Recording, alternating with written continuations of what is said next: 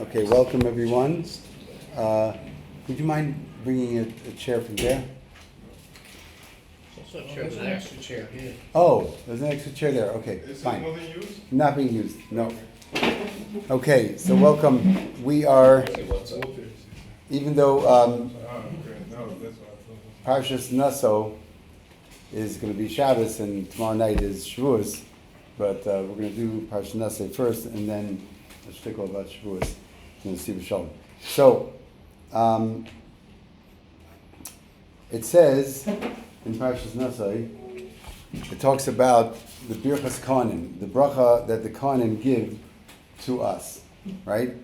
So that bracha that the Kohanim give to us, first of all, we have to understand what is the meaning of a bracha and how does it work, the mechanism of a bracha. And secondly, if we see the bracha that the Kohanim make before they give us the bracha, it is something very unique that we don't find anywhere else in the Torah. When we're saying a bracha for anything, we always say Asher Kedushanim b'mitzvosav v'tzivanu, that He made us holy with His commandments, and He commanded us to fill in the blank. But by the bracha of the Kohanim that they make before, because they are commanded to bless us, so they make a bracha. What's the bracha that they make? Asher Kedushanim b'kedushaso shel Aaron, that He made us holy, not with His mitzvos, but with the holiness of Aaron, right? Which is why we're changing the way that we say a bracha. All over we say the bracha, Hashem made us holy with His commandments. And this is one of the commandments. So yes, it's only for Aaron. We have other things that are only for women and only for men, right? And only for Leviim. We have all different things. Why is this bracha different than all the other brachas? And not only that, it ends with Ahava. It says, Asher Kedushanim b'mitzvosav b'kedushaso shel Aaron, v'tzivanu levarach es el Yisrael. It should stop there. That He commanded us to bless the Bnei Yisrael, but it doesn't say that. It doesn't stop there. It says, He commanded us to bless Bnei Yisrael be'ahava, with love. Why do we have to add that extra word at the end? Now we know that in the Zohar it says that the Zohar says. Shouldn't you have a problem with the Zohar? I know you don't. I know you don't. Named after him. I know. I was just about to say that. So the fact is that the Zohar says that if a Kohen has a problem with one of the Jews in the community, he's not allowed to go up to Duchen. He can't go up to Duchen, right? If he doesn't love everyone in the community, he can't go up to Duchen. So if that's the case, we know that's the halacha, but why to change the version of the blessing? The blessing, to go ahead and add a word to the blessing having to do with halacha. We see many things that have to do with halacha. We don't change the blessing accordingly. Halacha is halacha, and the blessing is the blessing. Why is it so integral, as it's not only the halacha, but it's also part of the blessing itself? So the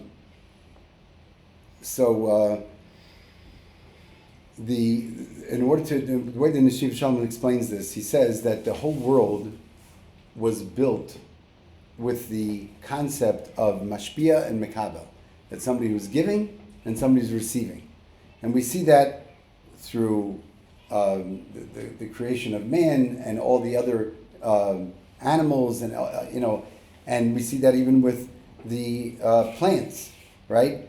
We see that everything has to do with, for instance, let's just talk about the earth itself, right? There's the rain and the sun that makes everything grow, right? And without that, it's not going to get it. So there's a giver, the rain and the sun, and then there's a receiver, which is the earth. But it goes that way for everything, and we see that it says actually in Tehillim, it says, Ki olam chesed yiboneh, right? That Hashem created the world of kindness. So that's the whole basis of the world, is to be from giver to receiver. now, so therefore we see from this that what did Hashem, Chesed, if the world is built upon kindness, what is kindness? Kindness is love, right? So if a person, hates another person, it's going to be very difficult for him to be giving something with him, without an ulterior motive, So now we know that, so the Ava is actually the connection between the giver and the receiver, which was where the bracha comes from, where the blessing comes from. So, just like it's that way with materialistic things, so too it's the same way when it comes to spiritual things. Okay, and it's impossible for a person to be able to have any concept of spirituality without the mashpia. Meaning, if I had nobody, even Avram Avinu, that basically, according to Chazal, we understand that he totally figured out all himself, but he was getting from Hashem directly, and there was a mashpia. There had to be a mashpia. So, sure. Yaakov we learned from Shem and Aver, right? But Avram was before you that. have no idea that they existed? What do you mean? He did exist. He met Shem. Avram and Shem met. Shem is much older than Avram. Yeah. He was born way before him, right? But 9 generations. right, exactly, 9 generations, right? And actually, Yerushalayim is called Yerushalayim because of both Shem and Avram. Avram called it Hashem Yira'eh, and Shem called it Shalem, and therefore it's Yerushalayim. It's because of both of them. So now the thing is that if we understand this correctly, the bracha, right? The fact that when we're talking about a spiritual bracha or bracha altogether, it's something that's really supernatural, because there's nature, that some things that happen and the way that Hashem created the world, that it should be just natural. But when someone's giving a blessing, and that blessing to come to fruition is supernatural, right? It's just out of somebody's, and think about it. I mean, like, I'm getting a blessing from some great rabbi, and I have on my own nothing to say. I can't bless myself, right? But yet, I'm able to be makabel the blessing of this other person, right? So, and we see that also through the avos, our holy forefathers. We see that Avram gave a bracha to Yitzchak to Yaakov. Well, he thought to Esav first, and it was to Yaakov, and then he gave a bracha to Yitzchak. Yaakov gave a bracha to his sons. So it says by the bracha of Yitzchak to Yaakov beforehand, when he was talking, he thought he was talking to Esav. He said, no. Originally, when he said this, he was talking to Esav. He says, "Va'aseli matamim," right? Make for me tasty foods, so that this way my nefesh will be able to bless you. And then he said, when Yaakov was there, he said, "Come to me, come close and kiss me," right? What is this all about? These are all these physical things of eating a delicious meal and having a kiss from your son. What is this all about? This is the way to awaken the love, and therefore through that love you can get the blessing, and the blessing should come to fruition. So, what is Aaron? Aaron, we know his motto was Ohev Shalom, V'rodev Shalom, Ohev Esabrios Mekavim L'Torah, right? He loved peace, and he chased after peace, and he loved the creations, and he brought them close to the Torah, right? And there's a lot more to talk about that, because Aaron HaKohen wasn't just Moshe. They loved Moshe too, but Moshe was more of the leader with Aaron was all love. After Aaron was nifter, there was, or not even after Aaron. I'm sorry, way before he was nifter. People named their children after Aaron, like constantly, because he brought men and women. He brought peace in marriages. He did a lot of those things, and that's what it says. That he's rodef as a shalom. He would actually chase after peace, right? So the whole kedusha, the whole holiness of Aaron, is the fact. It comes out. It sprouts forth from the fact that he loved the people, right? He loved the Jewish people. So therefore, we see from that the whole kedusha of Aaron is the fact that he had the midah of love, the attribute of love, which is what connected him to the people that he was blessing. And that's the whole the berachos of Kohanim that Hashem gave the Kohanim the commandment to bless us. He gave it to them in the fact that they are direct descendants of Aaron, right? And they are able to bless us because of the holiness of Aaron, that he had that current to be able to bring the giver and the receiver together. Now, let's just go through the brachas itself, what it says in this week's Parsha, which we say every day.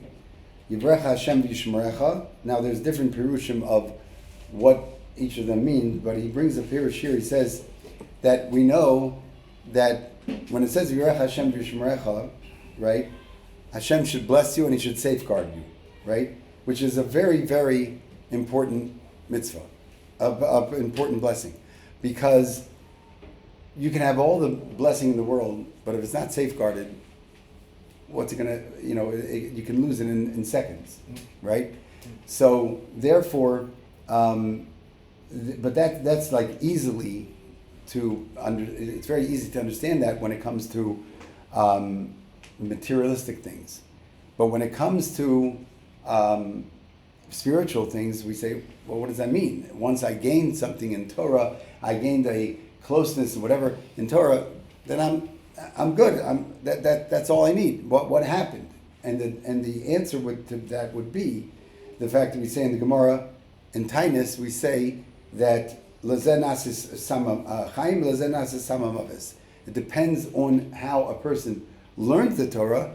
That the Torah can become a potion for life, and it can also be a potion for death, right? Because if a person learns the Torah in the wrong way and uses it for not good things, it could be the opposite of good. Even though we see from the Torah is actually the holiest thing, right? But yet, if a person takes it in the wrong way, right, or if he uses it in the wrong way, then it can be a potion of death. And we see that also from Geshem. We need rain. We need rain. But if there's too much rain, right, that's why we say for the thing that we need the most, we're Mevarach Birchas HaGashem, and that is something that we need, because otherwise we don't have food, and right.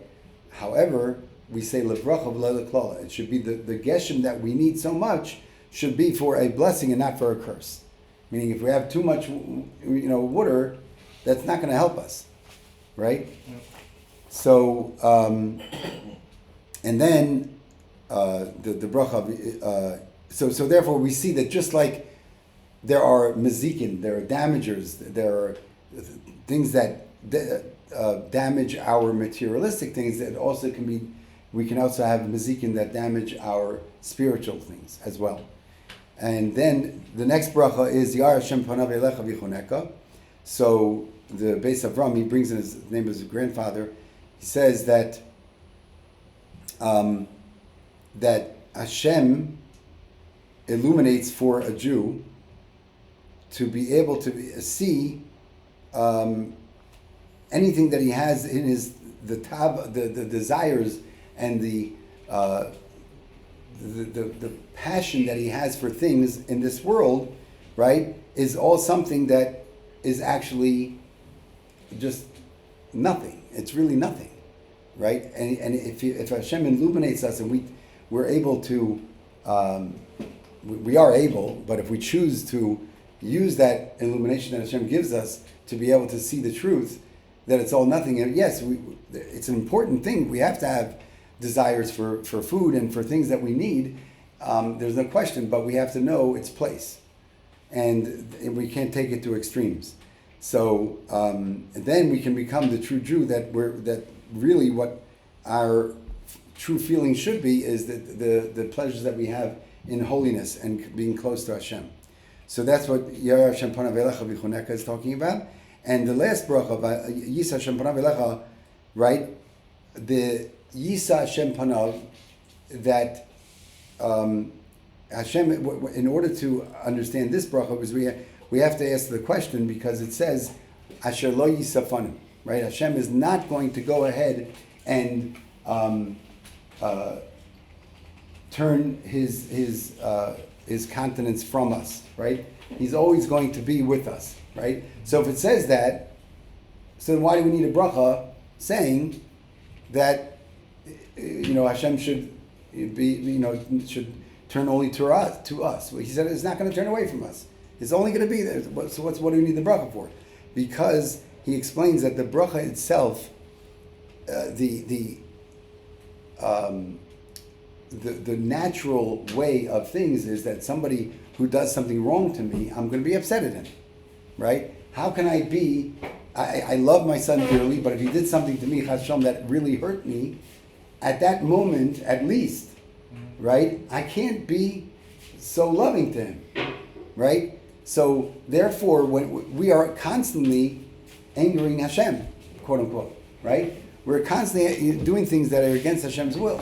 So therefore, we need Hashem wants the Kohanim to bless us, that we should be able to find favor still in Hashem's eyes, even when we're constantly sinning to Him, right? And that's what the bracha of Yisa Hashem Panav Elecha, and we know that it ends with Shalom, which the Sifri says, I believe, on this pasuk. He says that a person would rather be sick with peace than to be healthy without peace, right? Because peace is peace is the ending of Shemona Esrei, it's the ending of benching, it's the ending of Birchas Kohanim.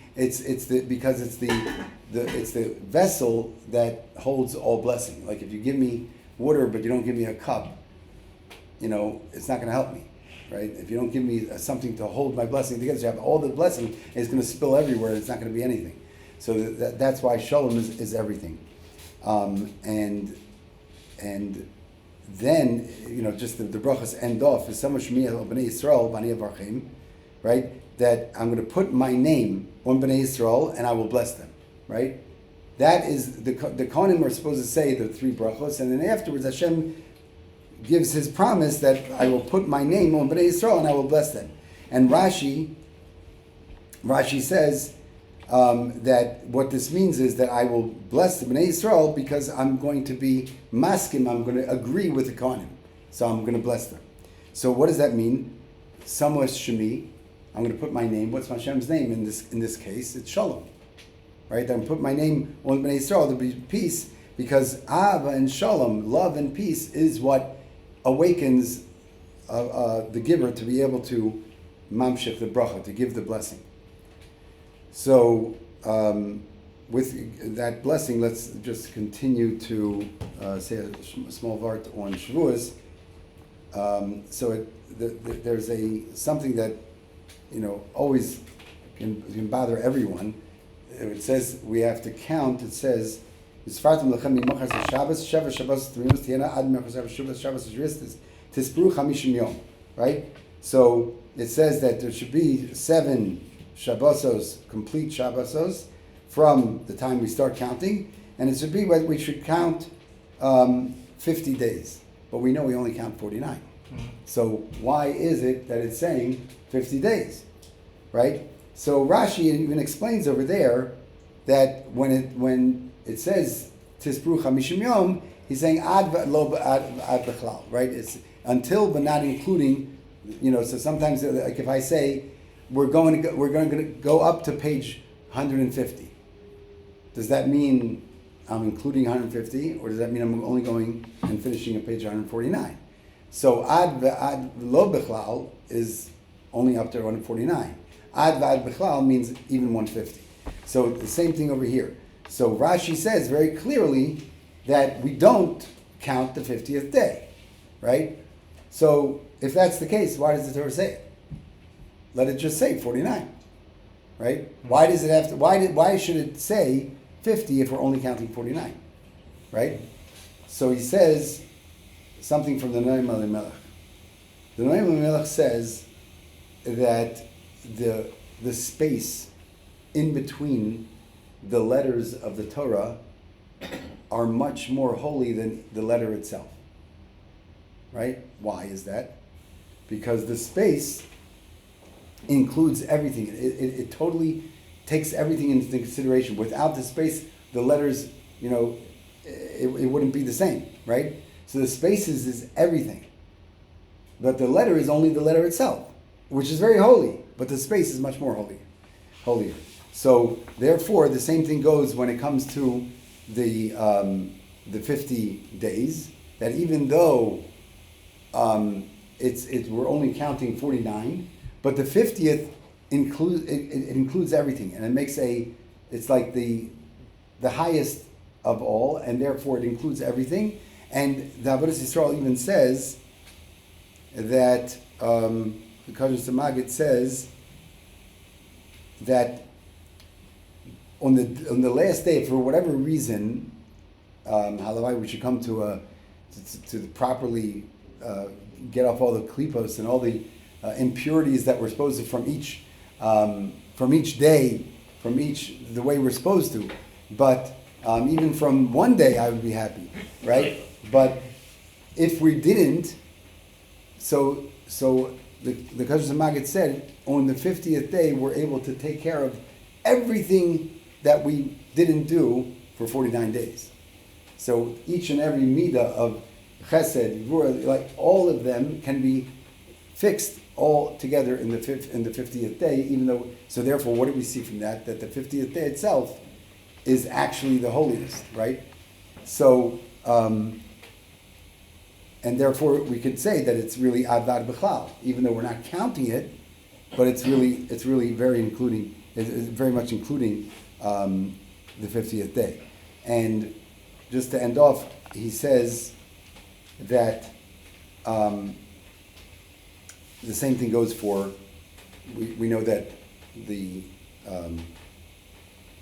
first Suda of Shabbos is very holy, right? The first Suda of Shabbos is like the Kiddushin, and then the second Suda is the Nisuin, the Chuppah, and then the third Suda is the highest of everything, is the Yichud.